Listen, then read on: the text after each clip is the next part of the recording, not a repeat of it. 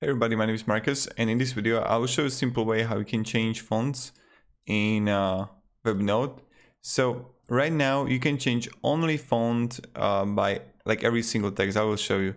Go right here to settings.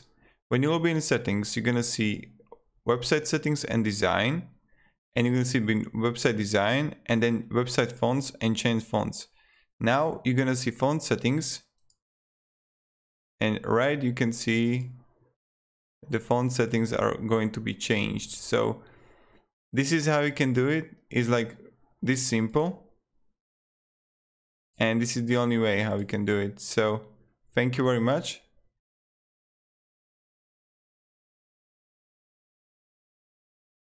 And yeah, if you have any questions, ask me down below in the comments. I'll be really happy to help you.